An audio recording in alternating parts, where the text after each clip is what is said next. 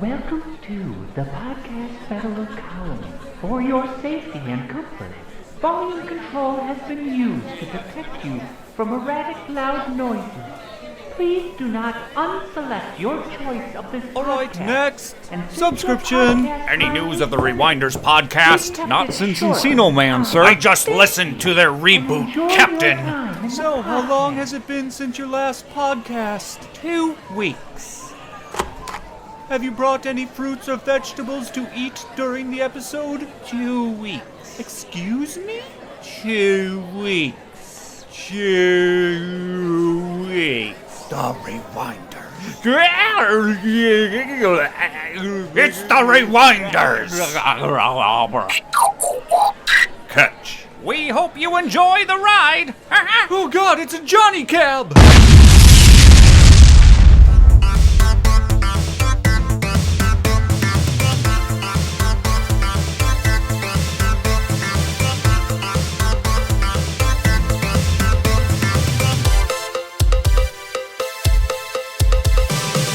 Hello, I'm Joe. I'm Ken. I'm Andrew. And I'm Dan. We are the Rewinders podcast, rewinding and rebooting movies to see if they hold up.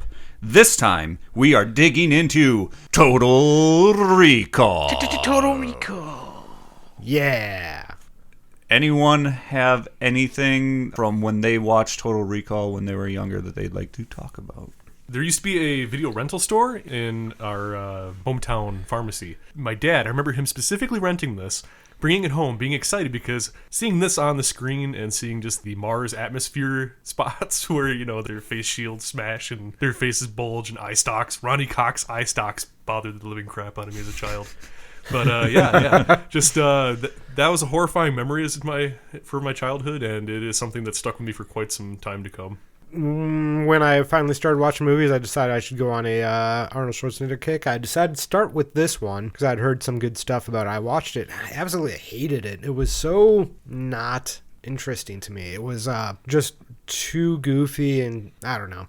And then like the visuals for it seemed very early 90s, whatever, and it was kind of took me out of it. But going back as an adult, it's actually grew on me, and it's actually one of my favorite movies. Definitely my favorite Arnold movie. I remember enjoying it more when I was younger, opposite to Ken. The more I watch it, the more I don't like it. Every Arnold movie has a place in my heart because my dad bring them home religiously. So I saw almost all of them, and this is just one of the many that sit very high. We've all have agreements and disagreements with this movie, so I want to reiterate to everyone, this is a safe place podcast for us. We can have disagreements here. Joe, I disagree. We need to agree on everything.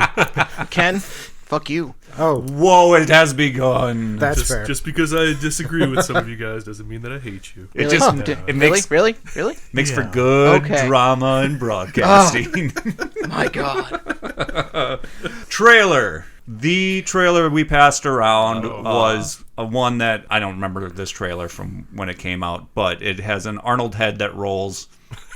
And they had Creepily to watching you. His eyes consistently stay on the screen. and they make it extra creepy because they used VFX to like brighten his eyes halfway through, and it's like ugh. And then a bunch of clips from the movies, Like all the important clips. You want All the of plot? them? Yeah. It's this trailer. It's if, you, a trailer. if you just want to watch the movie, It's 4 minutes. so disjointed. Yeah, it's a puzzle without a fully completed image. You get all the pieces right up front. You get all the pieces with no edges.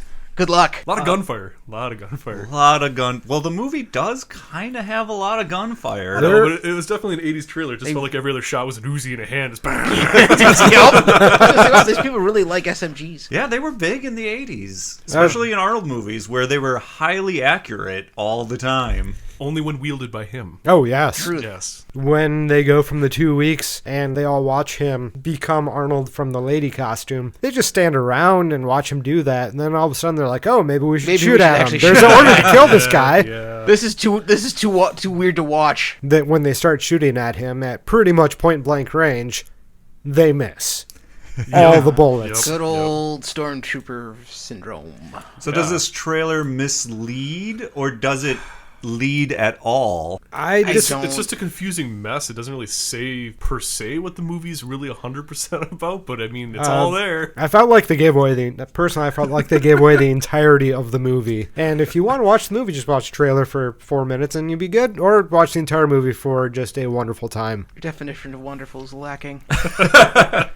Would this trailer, if you saw it without seeing the movie first, would this intrigue you to watch the movie? Absolutely not. It's such a long trailer, this particular one. I swear it was like 4 minutes long. I would see the trailer and feel like I watched the entire movie, and so I'd be like, all right, let's see what else is on right now. Kind of shocked watching it because I couldn't believe it, because I couldn't believe it was a trailer from the 80s, considering how bad movie trailers are nowadays. I mean, you look at stuff like Terminator Genesis, which gave away the major plot point, the major twist at the end in the freaking trailer, which ruined the entire movie for people going to see it. Having something like that from the 80s just feels completely uncomfortable, the fact that it actually exists. I had never seen that trailer before, so seeing it for the first time, I was just like, holy shit. It never did just like come out of nowhere that they started putting everything in the trailers. It actually came from somewhere. It's kind of cool seeing that DNA strand. Yeah, they definitely gave away a lot of stuff. 2 minutes and 41 seconds. God, that's so long. So long. I mean, you get that for a Star Wars trailer because they want to make sure you know, but I mean, you don't get that for everything nowadays. They even give away the part where he's climbing up the rope at the end and puts his hand on the thing to, like, oh, great, he's going to do a thing. You don't necessarily know why he's doing that. However, once you get to the end of the movie, you're like, oh, I know what's going to happen now. Yeah, no shit. I was so pissed about that. The literal last part of the trailer is him putting his hand in the damn alien handprint. It's like, seriously? Maybe they're just hoping you'll forget by the time you get to actually watch the movie. I guess. I'm guessing. Just hit him with 2 minutes plus of just crazy nonstop imagery, make people go, holy shit, I need to see this! And then by the time they get to the theaters all jacked up about the trailer, they forget everything they saw. Well, it's interesting because they're like, oh, let's be cerebral. Oh, don't worry that it's Arnold there. It's really thought-provoking and interesting. Blah, blah, blah, blah, blah, blah, blah, blah, blah, blah, blah, blah. Yeah. Good. Yes. Thought-provoking, interesting. Goodbye. Blah, blah, blah, blah, blah. Yeah, which is interesting because I did take a look back at some of the reviews for this movie, and it is generally pretty well lauded as being a cerebral film. I mean, even Roger Ebert, I think, gave it like a 3.5 out of 4. I can't remember his exact quotes about it, but there's so many reviews talking about just how good it was, how it makes you think, all that good stuff. Like, there was a lot of love for this movie. So it's interesting to have different takes on it now, because it does seem like everybody when it came out was pretty impressed by it. I'd have to agree. Yeah, I think when it came out, everyone was pretty on board with this one. I'm still impressed. They still have me to this day. Is he a spy or is this all in his head? All right. Everybody put on your suits. Suit time. Okay. Put that tie on. Who's going to be giving the elevator pitch for Total Recall? I can go. Ken's doing the elevator pitch. Andy, Dan, and I will be the executives, and we will issue our verdict upon your pitch. All right. So you got a guy. Let's say we got Arnold Schwarzenegger. Whoa. Okay. Yeah. This is going to be expensive. Big right now. He's big all the big all time. the time. He's a big fella. He is married and unhappy with his life for some reason. He goes Because he's married, am I right? Am I right? This is I getting- don't understand. Fucking interns. So he goes to a memory modification place to get his memory implanted of the dream Mars vacation that he wants. And at the last minute, he selects that he wants to be a spy. And that's where the movie really fucks with you. In his memory, for about 2 weeks, he is legitimately a spy, fucking with his actual life, incorporating that into the movie, so that way you don't know whether or not he's a spy or this is memory. And he goes through a series of events to try to save and free Mars. Fell off the end. Maybe I should have written something down. No. Well, at least we have Arnold Schwarzenegger, I guess. Hey. Just put some guns in his hands. We should be good. Yeah. Better than the trailer. Yeah. We know a little bit more. Maybe a little bit too much. You're welcome. It's an elevator pitch. Of this whole movie, though, what are a few handfuls of your favorite moments? Dan, you'll have to wait for your special side. We're going to start with favorites. I had one. Okay. Let's start with Dan, since Dan's the hater here today. I had a scene that made me chuckle when Schwarzenegger is basically talking to a recording of himself, and the recording says, "You are not you, you are me." The Quaid Schwarzenegger was just like, "No shit." And I'm like, ha! That's okay. That's probably the high point of the movie for me. I had a hearty belly laugh, and I had to rewind it twice just to watch it because I loved it that much. Where he gets out of the Johnny Cab and goes into that building before that scene, and the Johnny Cab just decides to randomly drive forward and explode into a wall. I could not stop fucking laughing. That was attempted murder right there. It was random as hell. It just wakes up, drives forward, boom. No reasoning whatsoever. It just does that. I think at that point, after he had ripped Johnny Cab from the taxi cab, that it was supposed to be malfunctioning. Unfortunately, as we're all tech people, we understand that that's not how malfunctions work. Yeah. Things don't tend to kill you or try to kill you after they malfunction. It goes in this self-protection mode, except for self-protection means you die now. Yeah. And gets an evil laugh. Johnny Cab was dumb on every level, pretty much. I do have to say that they improved upon Johnny Cab, because Johnny Cab has a normal voice, like a normal guy, and it's not interesting, but then they cartooned it up with his wacky voice, and I feel that made it more entertaining. But at the same time, it's like, who programmed this thing? Because it's like sarcastic as all hell, and it has a witty comeback for everything. That's pretty good stuff there. I just want to get downtown. Okay, where are we going? Downtown? I think the one thing that I enjoy the most about Total Recall is the physical effects. The bulging eye effect, which, Andy, you talked about. Oh my god, Ronnie Cox's eye stalks will always be burned into my mind. There was nothing creepier about this movie than that. The eyes bulging out, and then even Arnold had his tongue curl out at one point. Ugh. Yeah. That was all very swollen. unsettling. When I was a wee lad in 1990, I watched that going, would that really happen? Would that really happen? Is that what happens in the vacuum of space? Is that real? And then thanks to other movies, they showed us, no, that would not really happen. Oh, thank goodness. I love how much things have changed in decades going back. It's like you can really see the crazy peak is where Hollywood went wild and had no fucking clue how space works to now. It's great. It's great. Well, they decided to talk to professionals. They decided to spend more money on movies. Yeah. Huh? Rather than just hiring big names, they also hired science people to help out. They don't always listen to science people because it doesn't make good movies, but... Hey, we know what happens when you put things in a vacuum, so let's put an entire human body in a vacuum. Yeah, it loses pressure and then it starts to expand. It's fine. And its eyes bulge. Yeah, and that's what happens when you lose pressure. So good. Inhuman sounds. So I don't really have many notes for this movie or just really anything. Okay. I have some things I wrote down for bad parts, but honestly, I'm a giant Paul Verhoeven nut, and I love all of his movies except for Showgirls, which I have not seen. But this I would definitely put at probably like number 2 or number 3 of my favorite of his. So when I watch it, I'm like a sponge. I just soak it in. I get lost in it because there's so much going on. There's so much detail. There's so much just in the characters, everything else happening on every other scene. So I don't know. It was hard for me to take notes because I just get lost in the movies when I watch his. So yeah, I've got some nitpicky parts, but I don't know. There's a lot of good for me, and I would just be basically saying the entire movie if it was up to me. You want to nitpick? What were all those planets in the sky when he gets to Mars? You're looking up and like, huh. There's like 3 or 4 different planets. I swear Earth looked like it was right next door, if you want to nitpick.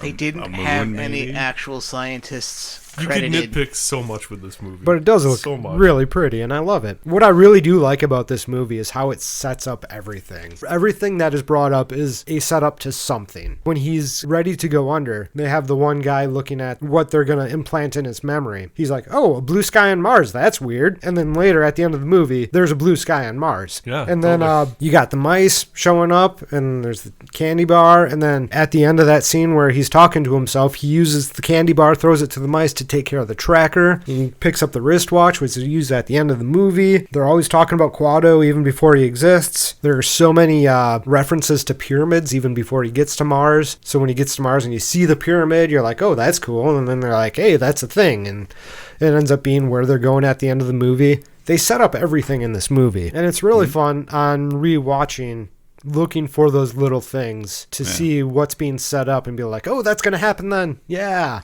The sales guy at Recall, he lists off all the things you get in the package. Private cabin on the way to Mars, which we don't get to see, but whatever, fine. Yeah. Room at the Hilton. Yep. Mount Pyramid. Yep. The Grand Canals, which they don't say specifically, but all the exterior shots are of that area of Mars. And Venusville, of course, he's goes there a few times. So he gets everything that's in the package. That's pretty intense, which helps you build up a case that it's all in his brain. However, if you don't pay attention to those little things, you just feel more like he's a spy, at least in my opinion. Where they shot most of this movie being in Mexico City, that severely affects the visual effects as well, because they're kind of shoehorning the future into Mexico City. And it kind of works with some of their futuristic kind of buildings that they have, the exterior shots. But That then was other something things...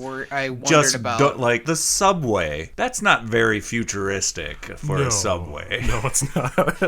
The parking ramp that they film in, is that a soundstage that they're on? Or did they record this in an actual location? Because I couldn't tell. That scene where he meets his work buddy and they attack him. Yeah. No, I caught the point when he flips him around and shoves him against the wall moves. Yeah, that So I saw that's that. kinda So what that's got to took me be out for a that's second. got to be on a soundstage. Yeah. But him walking up and down those flights of stairs, I couldn't tell. I'm assuming that's probably the subway in Mexico City. If you know, let us know. Speaking of slamming against the wall, I love how every time they're supposed to break through a wall in this movie, it's basically just made out of paper. Oh my god, I was gonna get to that later, but I love that scene where it's like the last ditch effort to try to get him like to realize he's not really on Mars, and he kills him point blank, and just they come freaking this piling through the wall like it's paper mache. I freaking love that. Yeah. And honestly, I don't know if I can call that my favorite scene, but when you ask me what I remember the most about Total Recall, it's that scene. The scene where he's sweating and he's like, oh, you're sweating, and shoots him. That's the scene that I think of when it comes to this movie. Not him being strapped into the thing and the lights and stuff. Like, when you go back and watch it, you're like, oh, this is so cool. I remember this now and all that. But the scene I remember is that crucial scene where he decides whether or not he's a spy or whether or not he's in a simulation. Yeah, that is definitely the moment that is one of the coolest parts of this film for me. Just a random side note, I'm not sure if it's a Verhoeven thing, but RoboCop, you got RoboCop bursting through walls. You've got random guards bursting through walls in Total Recall as well, too. I think it's just a thing for things bursting through walls, and I have no problem with that. There needs to be more of this. I would absolutely love it if there was an action film, and there was like maybe 1 to 2 explosions at most, but like every other scene was just shit breaking through walls going at things. That guy was Dr. Edgerner. Doesn't matter what the hell his name is. That dude is creepy. Yes. Why would a business have this person be all over their ad? Why would they then use this to try and convince you to come out of your psychotic episode? This guy you would want to get rid of this person as fast as possible. Maybe not kill them, but maybe tie him up and put him in like a bathtub full of ice and Steal his kidneys? well, you can let someone else do that, but you Okay. can get away. But that guy, I mean, hands down, wow. That guy is creepy, and the way he delivers his lines in that scene, Yeah, he's creepy. Yeah, creepy as fuck and absolutely ineffective in every single way for what he's supposed to be doing. I just... Before the wall blows up, Laurie being like, "No, you've done it!" Like everything flips instantly. It is a very good pivotal scene because it's not overstated. But then when shit hits the fan, shit hits the fan. Yeah. So that kind of plays into my favorite whole overarching theme of this movie. I don't know which side of the fence I really land on, but I've read a lot of this online as well too, and it is definitely, probably hands down, my favorite part of the movie. Michael Ironside. You could really argue whether or not Arnold or Michael Ironside is really the true villain in this movie, because Michael Ironside is just a guy who's having a really fucking bad day. Mm-hmm. He's basically been kind of forced by this overarching kingpin of Copenhagen to force him to basically let his wife sleep with this hunky Austrian dude in God knows what, this nice fucking apartment and everything, while he just kind of nervously tracks and makes sure his memories don't wake up and he doesn't realize who he really is. So basically he probably was second rung because Arnold Schwarzenegger was, you know, Ronnie Cox's second-hand man. So he's sleeping with his wife, which is already fucked up, in a relationship, essentially a fake one, with his wife, which is already fucked up. Dude's got to be on edge. So the more handsome, more successful version of himself is having a better life than himself, and he's basically there to force making sure that it's actually staying that way, I guess. So the fact that all this is happening through this movie, every single scene with him in it is just incredible for me. I love it when he comes in, the first time he kisses Lori, and you realize, oh, they're a thing. And then I love his primal roar at the subway station when the subway is getting away, because he just couldn't fucking catch Arnold, and it's just fucking just annoying and aggravating to him. And then that scene where the wall explodes and all shit hits the fan, I mean, when he comes in and sees her dead, that's when you see him literally just snap. For me, I keep going back and forth on who really is the villain in the movie. Yeah, Arnold with his memory wiped is a bumbling child figuring things out. So he's not really the bad guy at that point, but before he got his memory wiped, like, who truly was worse? Michael Ironside having a bad day, it's a really interesting movie for me in that aspect. Well, that'd be an interesting remake of the movie. It's all from his... Everything from Ironside's side of things. You don't see anything that you really see in the movie. You just see all the stuff that he's, like, sitting around, like, waiting, getting fried Watching chicken and wife stuff, and then getting a phone call and being like... Exactly. All this is for Arnold, not for him at all. So it's an interesting take. There we go. That's our reboot. And you are seeing all of these things. Are all these things actually part of the simulation that's going on? If it's a simulation, would they program in all this backstory that's going on elsewhere? Would they program in Like, Fujifilm You're watching in the future? Would they program in Heinz ketchup? Oh, you're watching Bowls of Cheetos. you're watching the other bits of the story where Arnold's not invited. Like, he's not even in the scene, and you're watching this stuff. You're like, where does this fit into actually having Arnold be there? Yeah, that's a great take, actually, because you don't think about that. Like, all the scenes where they're just kind of sitting in the car doing reconnaissance and things like that, just basically waiting for something to happen. And would he be even thinking of that? Why are we being shown that if it's not part of Arnold's story? If it was centrally just about Arnold and whether or not he is actually crazy or a spy, I mean, it would really just be following him 24/7, wouldn't it? Yeah. You wouldn't be getting these shots in background, full minutes of character exposition if it had nothing to do with that. And then you get into, maybe he's really a spy because this stuff is happening. We're seeing it. Yeah. It's so well done. But I'm so sorry to detract so far off the rails from your observations on just the set design and everything else. I loved it. It's got that theme. It had three solid years before Jurassic Park took the lid off of movies forever. And before Jurassic Park lifted the line, clever girl. Yes, I had that written down. I didn't know if I was sad or happy, because I was happy hearing the line, especially delivered by Arnold, which made me so ecstatic. But at the same point, it just made me crushed knowing that it didn't come specifically from Jurassic Park. It beat it by 3 years. You can see it however you want to. I did enjoy the fact that product placement kind of kept reality in the future. So Venusville had a Jack in the Box. Yeah. Arnold's apartment had Heinz ketchup, and there's a line in the movie that says, "I'm going to blow this place up and be home in time for cornflakes." Did you notice that all those Mars news clips that they're showing was on ESPN? I remember, ESPN was up on the TV. Yeah. Doing news? That isn't sports?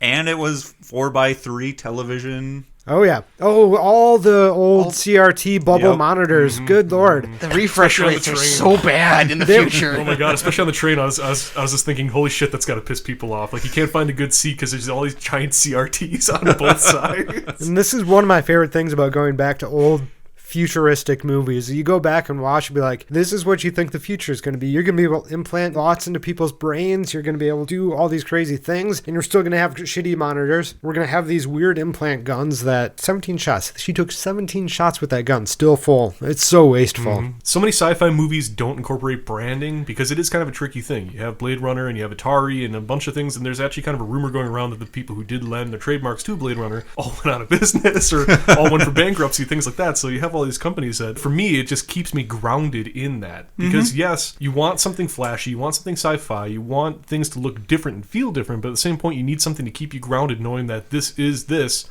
only in the future. Yeah, God they have. forbid you film something in Times Square and have to edit all of God. the ad space, all of it. Yeah, right. They kind of had that sequence did. in this movie, and wherever that little square was, because that's where the Fujifilm giant thing is. And I'm like, Yeah. they still use film in the future. Oh, that's good to know. That's nice. I mean, Yep. I do as a hobby. They use it for something other than I'm film.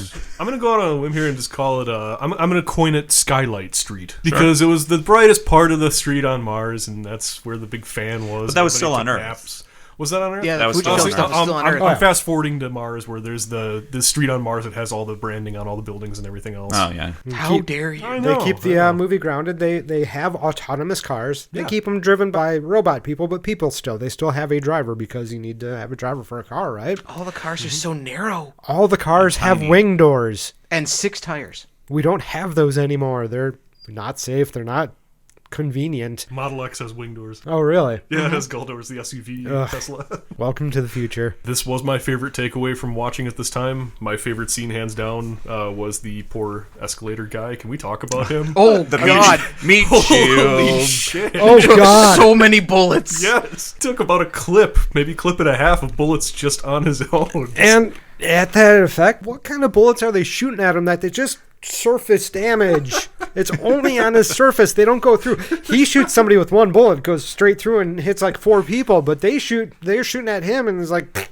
little blood splats on the guy's chest. He's, See, I have a theory. His biceps are so strong when he pulls that trigger, it makes the bullets go further. Faster.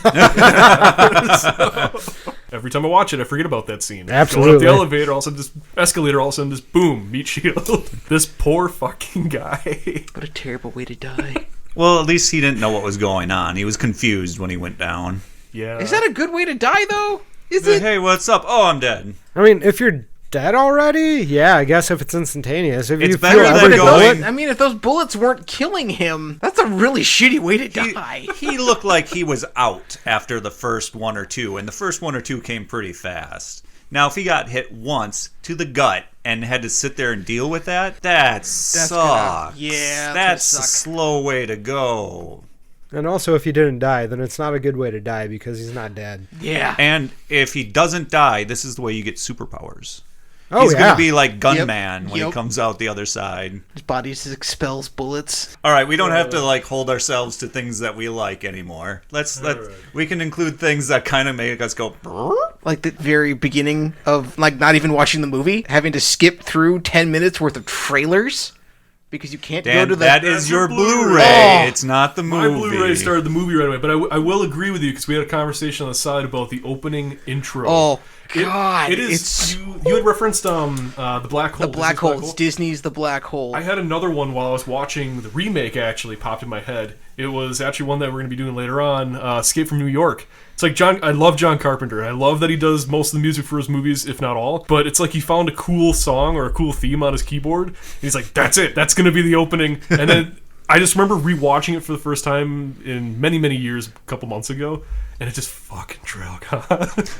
That is one of the longest damn openings of any movie I've seen. No, And are this you felt talking that. like the font and all the font, pull yes. downs? Yeah, just the down, better down, better down, down. But it's down, epic though. It gets you like pumped up. That doesn't But the matter. the music It's- doesn't keep that same energy Exactly, going. exactly. It's just like, yeah, I got pumped up. Now it's just do do do do. See, do, do, do, do. And that's where Escape from New York. I love that theme that gets me pumped up for that movie, and it does fade off into a nice way. This one, the theme is so strange, with just like the bleeding text and everything going on, and it takes so damn long to get in the movie that it's just Mars. I should have just I should have recorded how long that opening theme is. It's long. It's not as long as The Black Hole, but it's long. Here you go, Dan. I believe the number you're searching for is 2 minutes and 52 seconds. Just barely longer than the trailer. Just barely just longer for the than opening text crawl. And damn it, that's a long fucking trailer still. Have nothing but music. Good lord. I don't know where to rank this on my Verhoeven. I love Starship Troopers opening. I love RoboCop. I mean RoboCop. Come on, dun dun dun dun Yeah. dun, right off the bat. But this is just like it's an okay theme. It's a decent theme, but it why the whole drags. damn thing? Why? The whole damn thing? Had I been old enough to see this movie in theaters, I might have gotten up and left. That's pretty That's- strong. That is pretty strong. Everyone would have made fun of you in the I 90s. wouldn't care. You didn't stay for the Arnie movie? What's wrong with you? You missed 3 boobs. That's what it would come down to. I'd wait for it to come out on VHS. Then you could pause those 3 boobs. Can't do that in the theater. No. You just gotta commit it to your adolescent memory and hold on to it. I think it's ingrained so far in pop culture for this movie. I think everybody knows. So, out of the ladies in this movie, the one lady that was like held up in regard the highest was actually, I can't remember her name, but she was the blonde who gets up on the bar and fires the machine gun at everybody in The little person. Yeah. Yes. She was Gotcha. she went on all the talk shows after this, and they were all like, you're going to be someone to look up to. And then after this movie, she didn't get such a big role. Was that W. Lee Carrington, a.k.a. Thumbelina? Was she in anything else? Yes. I mean, let's just talk about the swing really quick. From 1990 to 1992. 1990, she got to talk down to men and hold a machine gun. 1992 Batman Returns, she is credited as Emperor Penguin number 6. Oh. Yikes. That's kind of a downturn. Way to go, bad. Hollywood. I feel really bad now. Should have looked that up. All your fault. It's like Googling Ducky from Land Before Time. Oh, don't do that. Yeah, that's no, bad. no. That's right. Rein it back in. Rein it back in. Yeah. Oh. So in this movie, I don't know if it's a bad thing. It's definitely not a good thing, but it's a thing. If you're a tertiary character or lower, you are a goon. Everyone's a goon. It doesn't matter if you're a good guy or a bad guy. You're just some dude with a mustache wearing a members only jacket and jeans. And maybe you have a gun. All these people working the security in the subway at the big scanner, they're all goons. Joe, it's called the uniform. Oh, man. It's why everyone's wearing the same thing. Arnold's friend is a goon. Yeah. And all of his friends are goons. goons. They all work in the same mine? Do they work in the Construction. mine? No, Okay, construction. That's it. Construction. Drilling yes. rocks Yes. in the ground with a giant machine that's meant for doing big rocks like Yeah, that. in the But they background. vibrate. Kind of segueing off of that, just really quick, that was one of my negative impacts for this. I am going to compare this to the new remake from 2012. How dare you. Because it did something better. It actually did something better. Actually gave him a job? While I was watching this, and they're sitting there jackhammering away, and all of a sudden, freaking Arnold turns this off and just turns to his friend, "Hey, have you heard about Recall?" It's like, what the who does this? In the middle of the construction site, jackhammering, you're just going to shut your equipment off to talk about something quick and then turn them back on and go back to work? Well, you're not going to have the jackhammer go. You can't hear but anything. still, it's such a weird We way. talk about how there was no ear protection Yeah, that's For that, anywhere. people And in the the future, background. People in the background had it? Yeah. Dan, this is the future. It's the future. They needed to be able to hear each other about Recall. How else would he have been able to hear his friend's answer? But just getting back to 2012, it did what I wanted this movie to do, and I was shocked that was different because it actually made sense. In 2012, when they have the same conversation, they're in the locker room getting ready to go to work, and they're in lockers next to each other talking about Recall. That sounds like the perfect downtime to talk about things like this, not in the middle of a construction site while running a jackhammer, shutting it off while the machinery's still going on around you and everything, just to shout over each other about this thing and then go back to work. Well, that way you can tell it's really weighing on his mind. He has to stop his work in order to be able to get this off his chest. In comparison's sake, I felt like this movie really did a good job of making it so that you could tell he really was kind of thinking about it nonstop and obsessed with it and driving him to go to Recall. Whereas the remake, it was just kind of like, he went for a reason. I mean, yeah, he wasn't enjoying his life. It's Yeah, pretty but it wasn't like obvious. something If was something yearning. seems weird, but yeah, it's Like this, he has something yearning in the back of his mind, like a little hidden voice, like basically like trying to pull him back. which is really weird because the new movie is this dystopian future where it would be really nice to get away from this shit life. And in the old movie, he's got a pretty good life. He's got it pretty well going on, yet he still has that feeling in the back of his head like there's something wrong with his life. And you get Because more of a that feeling is that his life you in get his dream. more of a feeling, is it a dream, that he wants to do this Recall thing. It's not just this passing, maybe I should do this. It could be something fun to do for an afternoon. He's throwing 900 credits out the window right away. Come on, in this economy? Jeez. And then putting 300 more credits? So it could be a spy. Ah. What the hell else is What he does gonna buy? Lori do for a living? She just practices playing tennis in the living room all day long. Yeah, that's very true.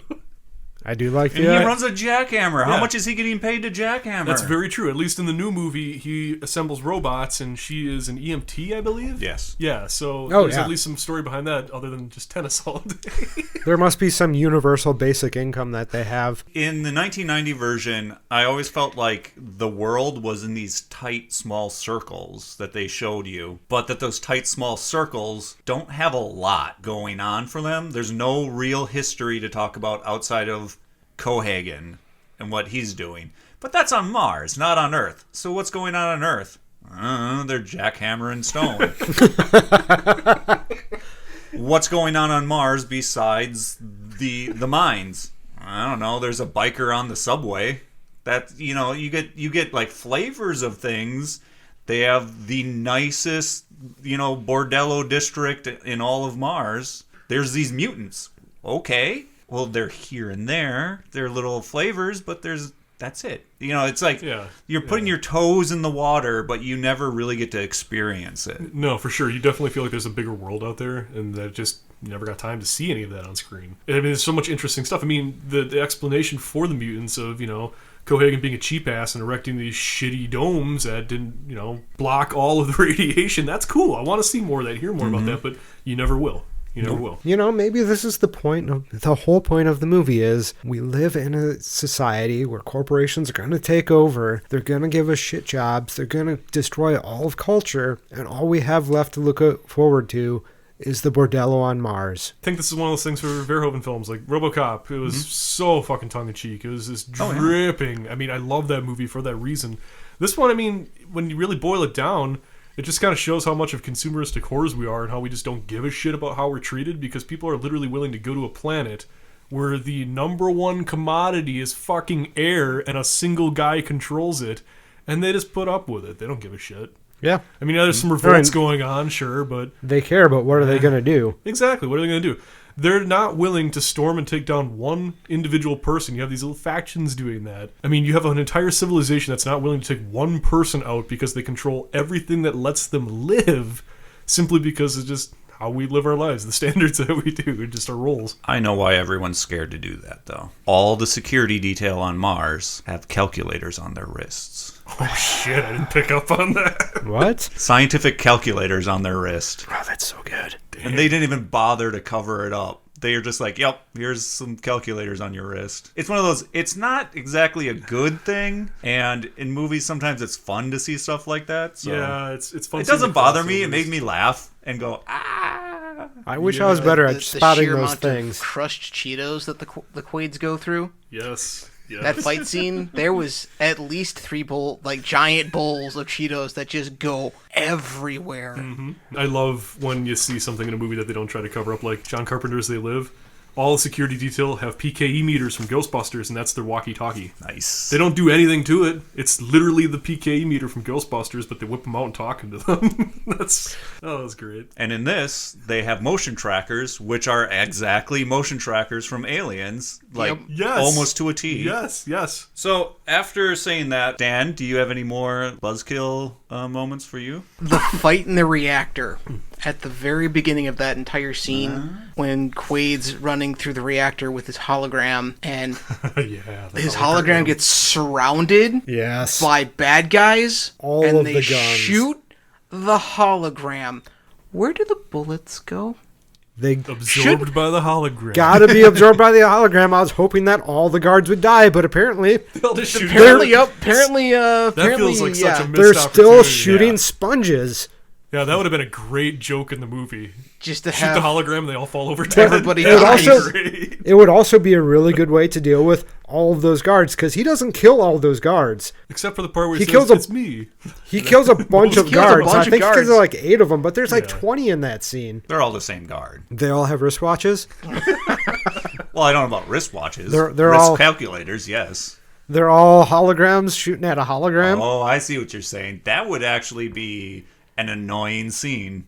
Everyone's a hologram shooting a hologram. Holy shit, yeah, like a hall of mirrors. They get so upset about it, they just chuck all their holograms down. This sucks. Just shoot each other. This is the future I was promised.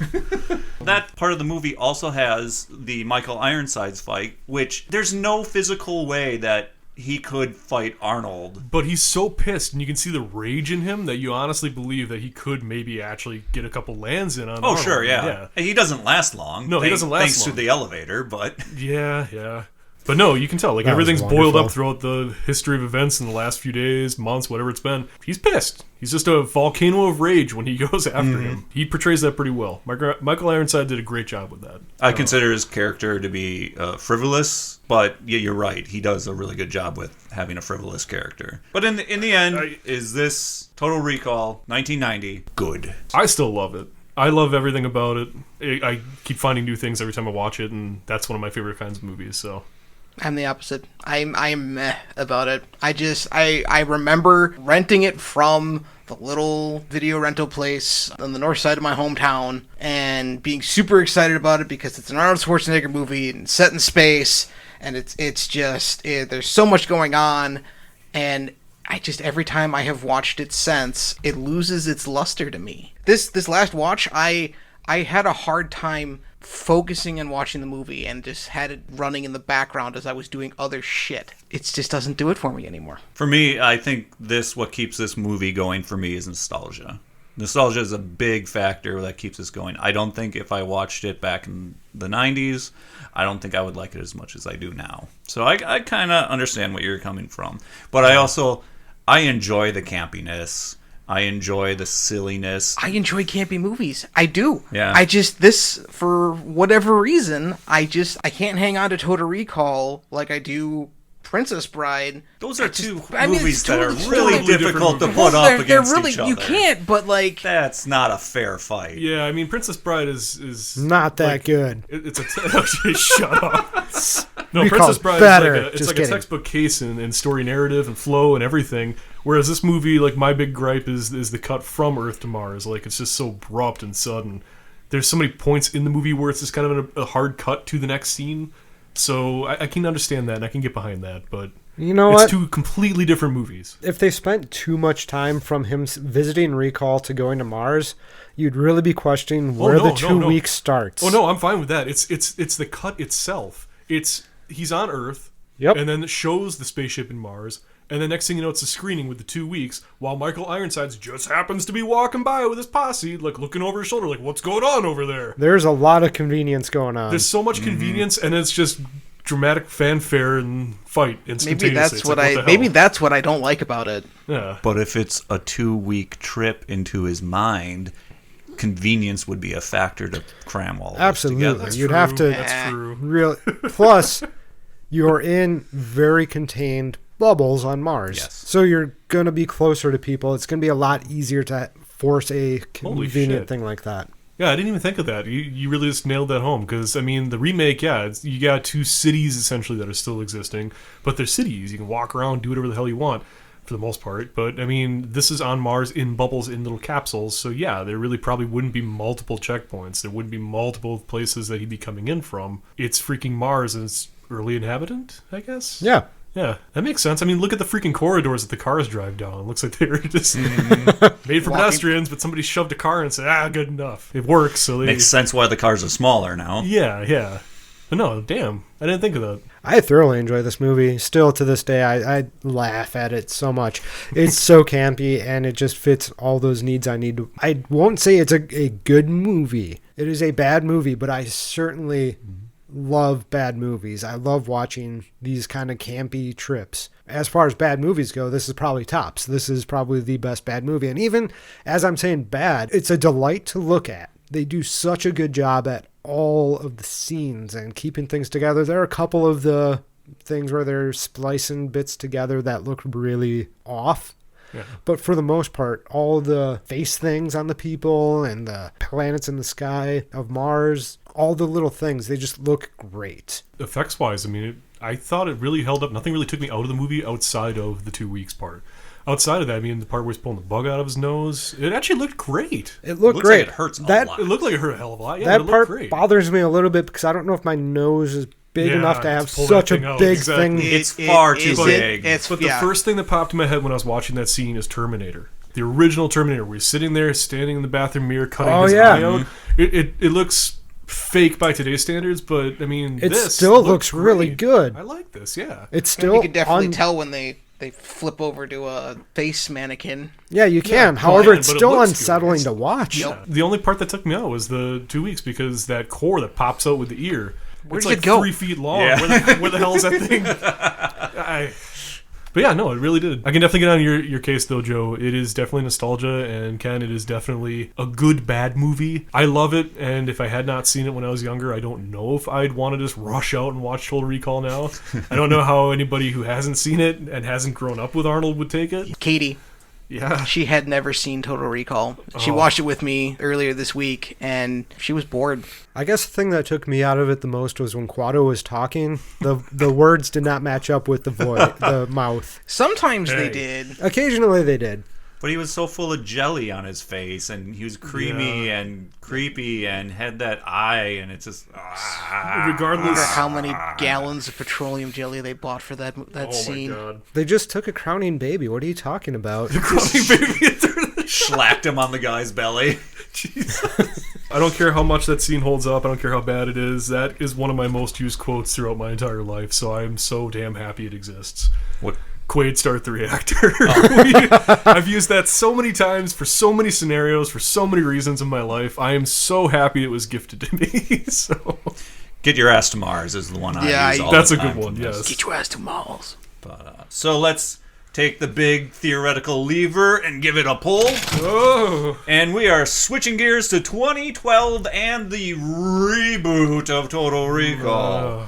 The Yay! How do you feel in general? If it didn't have the Total Recall title, it would have been way better. I've heard at least a dozen people that I've talked to throughout the years, and even recently as this last week, say the exact same thing.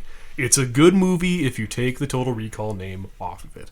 People expected way too much going into it. I was one of them. When it came out, I didn't want to watch it. My friend bought a copy on Blu-ray, and we decided to sit down and actually try it out. And sure enough, he loved it as a movie, but not as a Total Recall, and I hated every minute of it. I saw it in theaters, and I don't remember the movie. I remember all of the things going into the theater with the group of friends that I went to see, and after the theater. I don't remember sitting in the theater and enjoying myself at all. You passed out because it was that good. It was that boring. It was intense. I tried watching it again recently for this, and Joe, I hit the same point you did. You said you fell asleep watching it. I fell asleep watching it. The original's got humor. The original's got some decent grounded elements. It's got things other than just being so damn serious, and I feel like the 2012 remake, yeah, there's a couple goofy bits here and there that don't really lend their hand to comedy too well. The whole movie's just flat out fucking serious. So everybody's just down. Everybody's just so fucking deadpan the entire movie. I don't care about Colin Farrell's version of Quaid because he's just staring off in the distance, whereas Arnold Schwarzenegger looks like a bumbling puppy who has no idea what just happened. It's a big change for me.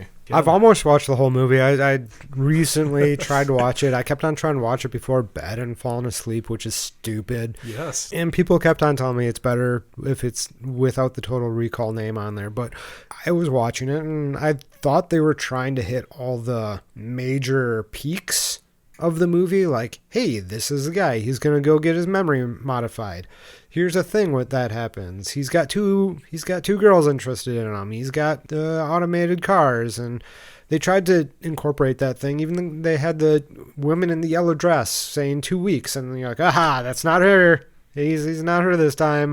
Get it. But ultimately, it's a lot. It was lacking 3 boobs. It had three. It had three boobs. And Did she it? was It Okay, should- see, I think I it should had have a- to watch it again. I don't. she was Did it delightfully have the attractive. same- and did it have the same exact quote?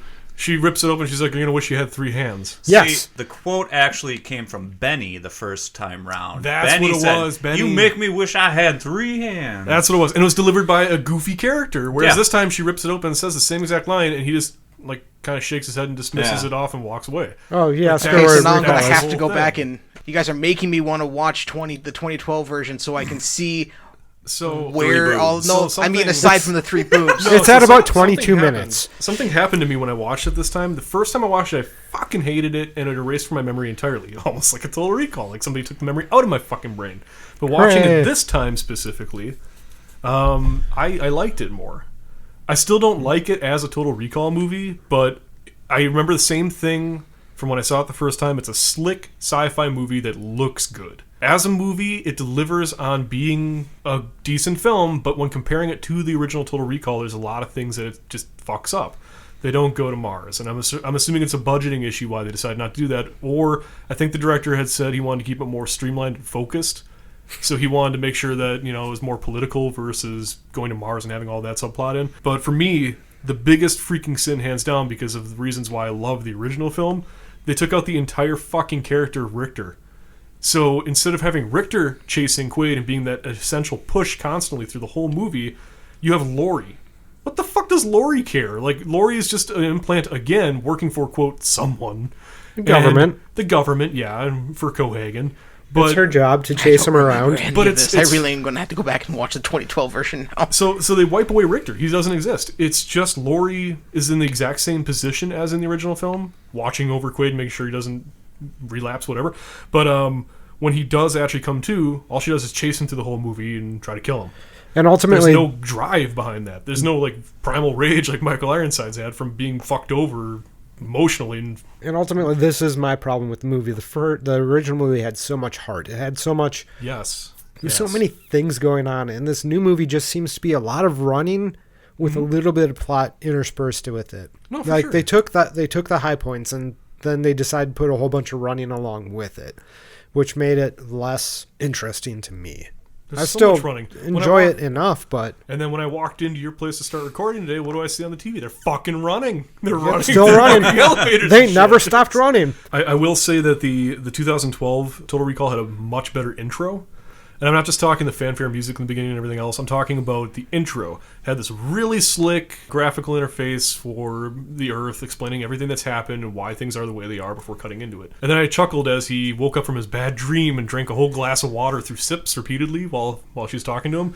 And then literally the next shot is him standing out on his fucking balcony drinking a cup of coffee. It's like, dude, just drinks. Got to stay hydrated. Got to stay hydrated. He's been sleeping, sweating from all those nightmares. He's got to rehydrate. The one thing that I took away that was still a detractor and something I didn't catch in 2012 because it was pretty prevalent in 2012 in that time. I can't believe I'm saying this now in the past tense. But movies like Star Trek, the remake and things like that, lens flares. Holy shit. Every other scene is just a whipping lens flare across Thank you the very screen. much, J.J. Abrams. I know. You did this to us. But instead of being blue, they're like an orangish red every... Oh, man. They're everywhere. I was laughing so hard. I'm like, he's sitting in bed and there's lens flares. Like, what is the point of What? What in this dark room is that bright? That movie lens flared so hard that I was watching a Netflix TV show and there's two characters just standing outside talking and there's a fucking lens flare on the screen. What's going on with that? What kind of drama are you adding here? That's amazing. It's a very shiny movie. I will go back and watch it, and I will have other notes maybe later. I kind of feel like it's just a way to cover up bad CGI. Although that can't be said about this movie because visually it was super appealing. Ultimately, it's just... It's adding drama is what it's trying to do. Sure. I enjoyed the phrase, "the fallen slaves us all," is such a slick slogan for a resistance group. I was like, yeah, and then they had like a safety guy falling. I'm like, come on, that's good stuff. The movie should have been more based around that. That theme should have been prevalent through the whole thing because that was the whole point. Cohagen was wanting to enslave the colonies, basically. But they focused on all the shoehorning in of Total Recall, and then that, I think, added a half hour of film to a movie that should have been shorter. And if I compare the two ends, I do enjoy the 1991 better, because that one ends with Melina saying, "It's like a dream," and then Doug's like, well, what if it is a dream? And it ends with, well, then kiss me before you wake up. Yeah. Perfect. Great. Because then if he doesn't wake up, great. And if he does wake up, happy ending. Yeah. 2012 ends with him looking down at his scrumpus, whatever it's called. Yeah. The outside's the weenus. Weenus, thank you. He had a tattoo put there, and then he wipes it. Oh, there's no tattoo there. Yep. And it goes without them saying anything. But it also makes you think, why would they tattoo everyone permanently? That doesn't make sense. Yeah, it could be temporary, but it doesn't hit the same way because it leaves it all just kind of floating around ambiguously, and it's like, yeah, I kind of groaned at that point. It's no Inception with a spinning top. I was just gonna say that, because this came out 2 years after Inception, so I feel like it's their high horse, like, oh shit, Inception did this, that's a great idea. Let's make people think at the end. Well, it doesn't work. No. Falls flat. I don't remember it. We'll have to go back and watch the 2012 version. Enjoy. I don't think I'm going to, but okay. I also like the fact that in the 2012 version, Cohagen is like, all right, we're going to go kill everyone in the colonies because. Just because. And then everyone in the colonies is watching this on live TV going, oh no, they're going to come kill us. And then they all just sit there and wait until they load up the Fall with all their troops. It goes through the planet and it arrives. And as soon as it locks into the dock, then they all start screaming and running. What did you think was going to happen? That's a damn good point. You should have gone to your bunkers by now. Yeah, because how long of a trip is the fucking Fall again? At Because least they put it in there. 7 some minutes. Yeah, so what the fuck were they thinking? They're just going to sit around? Maybe they won't come and oh my god, they did. Jesus. Oh, why? Don't look at things too closely sometimes. Yeah. I enjoyed 2012 for what it is. It's a romp of a movie. I hate Wonka Vader portion. They could just lift that and throw it out and I wouldn't care. But overall, it as just a movie, totally cool with it. As a remake or a reboot or trying to tell the same story, it's okay. The original did it better. I don't mind the changes, changing Quado to Matthias and stuff like that. That doesn't bother me that much. And you lose your Quaid, start the reactor. We also lose, get your ass to Mars. Yeah, we do. Forget it. Fuck 2012. Burn it to the ground. If the table was flippable, it would be flipped. Yeah. Thank you for your restraint. I don't know. I find it interesting that everybody has the exact same opinion that we've talked to, at least. I mean, I doubt that this is going to be the same across the board, but it's just interesting in the circles of people that we've personally talked to, the fact that everybody agrees that it's a great movie if you take Total Recall off of it. That says a lot. I mean, this is about a dozen people that I've talked to that have all said that exact same thing without prompt, and it's kind of crazy. If you take the Total Recall out of there, you just have Running. Well, he's still a spy that forgot, he was a spy. Colin Farrell in On the Lam. The director for the original is Paul Verhoeven. We talked about all the stuff he does. And if you don't know his movies, at least Starship Troopers, RoboCop, and the like. I mean, do yourself a favor. Yeah, go watch them. The director for the 2012 was Len Wiseman. And he's really only known for the Underworld movies. Oh no, that explains things. And Live Free or Die Hard. Oh, Jesus Christ. No wonder this movie was the way it was. I mean, the first Underworld was good. The first Underworld is terrible because it opens with vampires and werewolves hate each other and will never get along. Just cue the movie. I love this werewolf and I'm a vampire. You just ruined the premise you set up. Yeah. Right? No, I'm speaking more. I'm very opinionated. I am speaking more so to. I'm sorry, I didn't mean it. I swear to God. I'm speaking more so terrible, to Live Free or Die Hard. Damn. Is that the one where he flips a car into a helicopter? Yeah. Yes. Okay. And that's the one where he slides down a broken freeway right from what was it? An F-22? That was an F-30. It was an F-35. F-35? Ah, that movie had a lot of running too. Use this. Did he use punch? this ground vehicle to kill an air vehicle? Anyways, that is such a sidetrack. So Ken explain a little bit of why 2012 is the way it is. That just took a whole lid off for me. Thank you for that. I get it now. I get it. So that was Total Recall, rewound and rebooted. We've been out of the game for a few years and moved to YouTube for distribution, which makes getting back into the game a little bit difficult. So, if you could like, comment, and subscribe, that helps the YouTube algorithm. If you could share this episode with others, or your friends, or your family, or your enemies, who also love 80s and 90s movies and reboots, that could help us get us back on our feet again and maybe podcasting in like regular podcasts. Who knows? I don't know. So come back in 2 weeks when we rewind and reboot again. In the meantime, have a good night or day whenever you're listening to this. Bye. Bye. Bye.